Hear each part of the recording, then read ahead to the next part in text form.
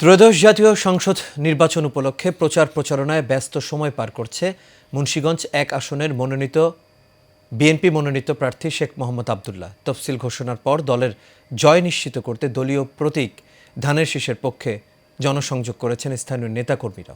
বিস্তারিত বাকি বিল্লাহ রিপোর্টে। আগামী ১২ ফেব্রুয়ারি অনুষ্ঠিত হবে ত্রয়োদশ জাতীয় সংসদ নির্বাচন। নতুন বাংলাদেশ গড়ার স্বপ্নে ভোটারদের কাছে দলীয় প্রতিশ্রুতি প্রচার করছেন মুন্সিগঞ্জ ১ আসনের বিএনপি প্রার্থী শেখ মোহাম্মদ আবদুল্লাহ। যাকে খুশি তাকে দিবে ভোট, আর আমি কথা দিচ্ছি আমি অবশ্যই জনগণের ম্যান্ডেট পেলে, আর সবকিছুর মালিক আল্লাহ যদি সহায় থাকেন, আমি যদি সংসদে যেতে পারি, এই মুন্সিগঞ্জ ১-এ শান্তির নিবাস হবে। নেতাকর্মীদের সঙ্গে নিয়ে সিরাজদি খানের জনগণের কাছে ধানের শীষ প্রতীকে ভোট দিতে দলের অঙ্গীকার বাস্তবায়ন করার প্রতিশ্রুতি দিচ্ছেন এই প্রার্থী।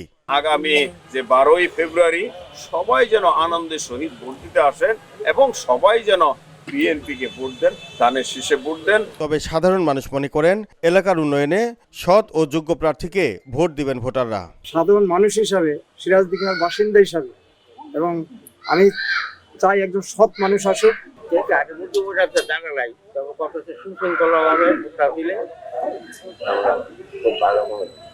আমল থেকে আমি বিএনপি দল করি, মাটি ও মানুষের নেতা আমাদের আব্দুল্লাহ ভাই, আমরা বিএনপি করি।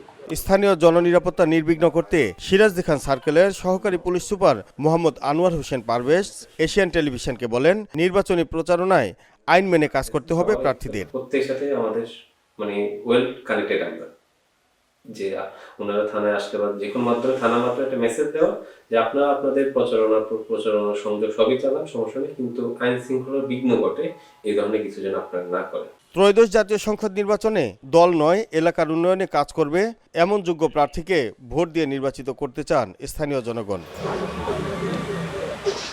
বাকি বিল্লাহ, এশিয়ান টেলিভিশন।